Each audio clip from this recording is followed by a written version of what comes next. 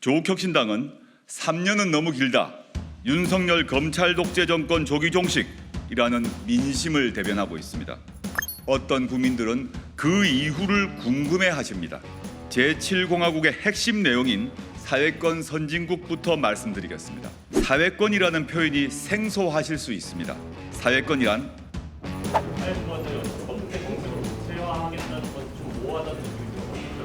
예컨대 싱가포르, 오스트리아, 네덜란드에서 다 하고 있어요. 그래가지고 칠레의 출산율이 확 올라옵니다. 이런 식의 구체적인 정책은 있다.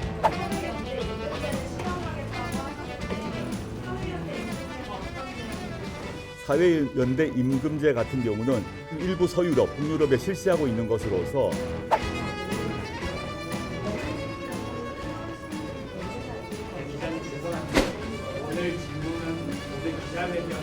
법을 지키지 않는 범죄인 집단 중에 대표적인 사람이 한동훈, 김건희, 윤석열.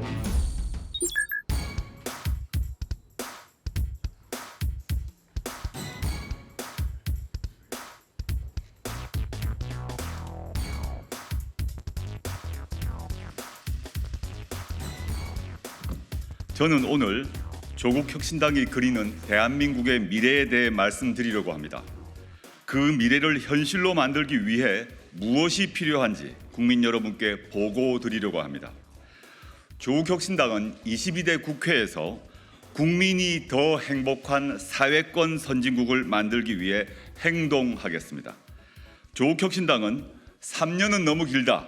윤석열 검찰 독재 정권 조기 종식이라는 민심을 대변하고 있습니다.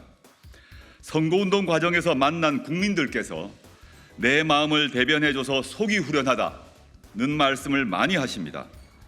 어떤 국민들은 그 이후를 궁금해하십니다.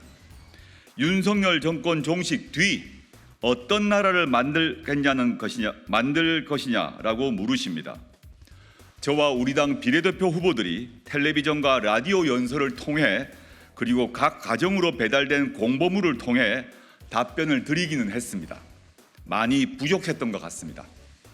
3년은 너무 길다라는 메시지가 너무 강렬해 상대적으로 덜 부각된 측면도 있는 것 같습니다. 검찰 독재 조기 종식과 더불어 조국혁신당 공약의 양대 기둥 중 또 다른 하나는 바로 제7공화국 건설입니다. 제7공화국의 핵심 내용인 사회권 선진국부터 말씀드리겠습니다. 사회권이라는 표현이 생소하실 수 있습니다. 사회권이란 사람답게 살 수 있는 최소한의 여건을 누릴 권리를 말합니다. 그동안 복지는 정부 혹은 지방자치단체가 도움이 필요한 국민에게 시혜적으로 베푸는 정책이라는 인식이 강했습니다. 이제는 바꿔야 합니다. 정부가 베푸는 것이 아니라 국민의 권리로 요구할 수 있어야 합니다. 국가는 국민이 사람답게 살 수 있는 여건을 만들어줘야 할 의무가 있다. 국민은 권리로서 요구할 수 있어야 한다는 것입니다.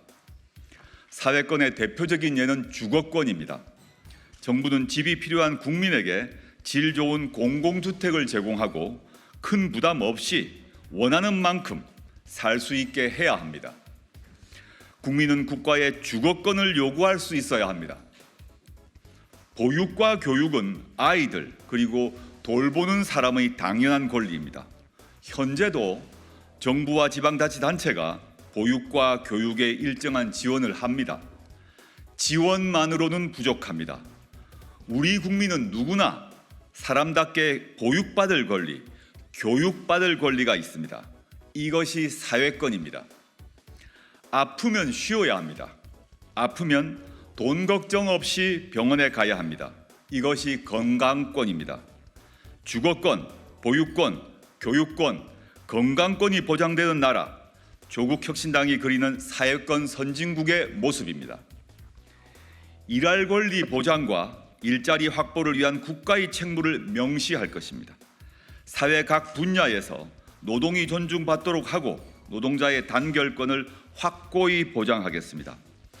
안전하고 건강한 노동 환경은 물론 동일가치 노동 동일임금과 사회연대 임금제를 실현하겠습니다. 조국혁신당이 국회에 들어가게 되면 법률과 정책으로 사회권 선진국을 만들기 위해 최선의 노력을 다하겠습니다.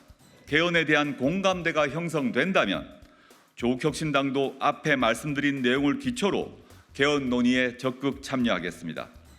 비록 작은 정당이지만 개헌 논의의 예인선이 되겠습니다.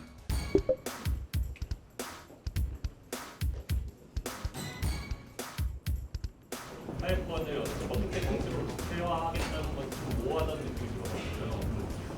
무상교육, 보육이면 무상교육 뭐 이런 식으로 정책, 특수화된 정책이 하지만 예시를 들어주세요. 저는 거기서 세밀한 얘기는 하지 않았습니다. 이게 일종의 기자회견문이고 일종의 큰 비전과 가치를 제시하는 거라서 하나하나의 세세한 안을 얘기한 건 아닌데요. 제가 보면 일단 주거권, 보육권, 교육권, 건강권 이렇게 얘기를 하지 않았습니까? 사회권의 내용으로. 물론 그 별도로 노동권이라는 건 따로 말씀드렸는데, 그랬을 때 보면 주택 문제 같은 경우는 제가 기자회견 또는 이 자리에서 여러 번 말씀드렸는데, 예를 들자면 이미 저의 경제특보인 홍종학 전 장관께서 과거 민주당 의원 시절에 제출하셨고 안까지 만들어져 있는 게 있습니다. 그게 뭐냐면 모든 신혼부부에게 양질의 공공 임대주택을 다 제공한다는 안입니다. 근데 당시에 민주당 및 또 여러 당시 언론들의 비판, 또 민주당 내부에서의 비판이 있어서 다 중단돼 버렸습니다. 지금 보면 오히려 약간 보수적인 정치 세력에서 필요하다는 얘기를 하고 있어요, 지금. 그러면 저는 예를 들자면 주거권 같은 경우는 실제 이게 우리나라 정도의 경제 수준이 있는 나라에서 예컨대 싱가포르, 오스트리아, 네덜란드에서 다 하고 있어요. 그걸 우리나라 경제력 규모로는 충분히 가능한 돈이 필요한 게 아니다. 돈이 부족한 게 아니다. 정확히는 다시 정정하겠습니다. 돈이 부족해서 못하는 게 아니라 이걸 주거권이라는 생각을 정부가 그리고 국정 최고 책임자가 이게 국민들의 권리다라는 생각을 못하고 있고, 반대로 국민들도 이게 나의 권리라고 생각을 못하고 있는 거죠.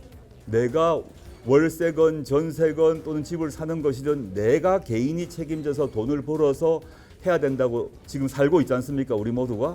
그러면 이렇게 되게 되니까 어떤 문제가 되냐면 많은 국민들이 원래부터 상속을 받아서 집이 있는 경우는 제외하고는 대부분 자기의 소득의 3분의 1 심지어는 2분의 1을 자신의 전세 또는 향후에 집을 구입하기 위한 저금으로 쓰고 있어요.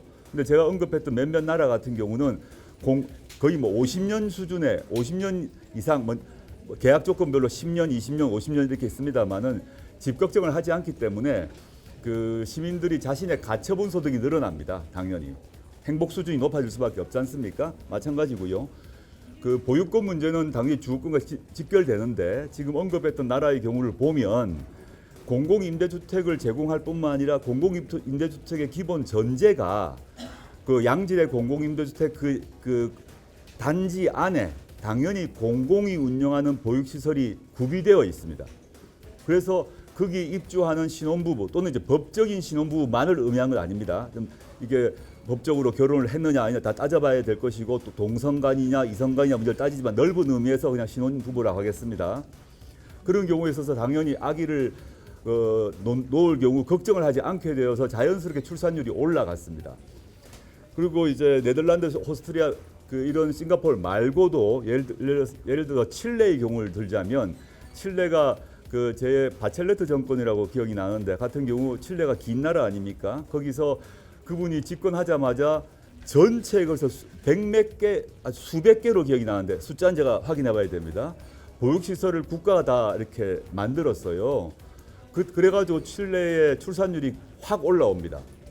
이런 식의 구체적인 정책은 있다. 그 외에도 교육권, 양육권 문제는 더 나중에 말씀드리도록 하고 주거권, 양육권 주거, 양육, 교육 이런 문제가 사실은 하나다라고 봅니다. 현 우리나라 시점에는 왜냐하면 이게 집이 없으니까 연애 결혼 어려워하고 연애 결혼했다고 하더라도 애 놓기 힘들어하고 애 놓는 경우에 있어서도 나중에 키울 걱정이 되어가지고 또 조심하고 이게 다 인생의 삶의 주기에 있어서 고비마다 걸림돌이 되고 있는데 우리가 아는 선진국에 있어서는 그런 문제를 사회권이라는 개념을 통해서 풀어나가고 있다는 거죠. 이미 해왔다.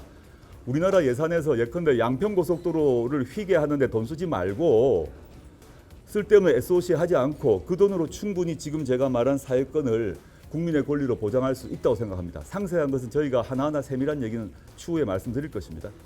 사회연대 임금제를 실현하겠다고 하셨는데 사회연대 임금제가 어떤 내용인지 거기 보면 동일노동 동일임금과 이어서 바로 사회연대 임금이 있지 않습니까? 그러니까 동일노동 동일임금 많이 아실 것 같고 그거는 이제 정규직과 비정규직 사이의 차이에 있어서 비정규직을 무조건 다 정규직으로 바꾸지 못하는 상태라 하더라도 뭐 정규직은 각종 혜택이 있죠. 연금이든 복지시설 혜택이 있지 않습니까? 그거를 비정규직에게 줄 수는 없죠. 그렇지만 임금은 동일하게 줘라라는 것이 OECD의 대부분 나라입니다. 대부분 나라에서 정규직과 비정규직 즉 이 구별은 인정하면서도 임금은 같이 주는 것이 OECD 국가의 노동법의 원칙이고 두 번째 질문하셨던 사회연대 임금제 같은 경우는 북유럽 또는 일부 서유럽, 북유럽에 실시하고 있는 것으로서 우리나라에서 가장 문제 중에 하나가 특히 젊은이들이 이제 취업과 관련해서 중소기업에 많이 가지 않고 있죠. 다들 뭐 그건 다 알고 계실 것 같고 그러면 정부와 대기업과 중소기업 사이에 있어서 이 임금과 관련한 적절한 협상을 합니다. 큰 사회적 대타협을 해서 대기업의 임금을 일정하게 스스로 자제하고 그 다음에 그 중소기업의 임금을 일정하게 높이는 그리고 대기업의 경우 임금을 낮추게 되면 정부가 그 대기업에게 세제 혜택 등의 혜택을 주는 이런 정부와 대기업과 중소기업과 또 대기업 노조가 크게 타결을 한 경험들이 있습니다. 그래서 이것들이 여러 사회복지국가, 선진복지국가에서 뭐 파업이 없어진 여러 가지 계기 중이기도 하고 또 노동에 있어서 이런 중소기업의 인력난도 해결될 수도 있고 여러 가지 문제 해결을 했던 사회적 실험이 이미 외국에 있기 때문에 그거를 저희가 도모하겠다라고 말씀드린 것입니다. 예, 마지막 질문.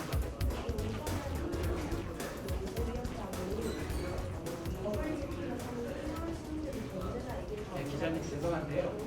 오늘 질문은 오늘 기자회견에 집중된 걸 우선적으로 하는 시간이 되면 그 질문에 잠시만요. 그러니까 저는 그 법을 지키지 않은 범죄인 집단 중에 대표적인 사람이 한동훈, 김건희, 윤석열, 김건희, 한동훈이라 생각합니다. 그 정도 하겠습니다. 감사합니다.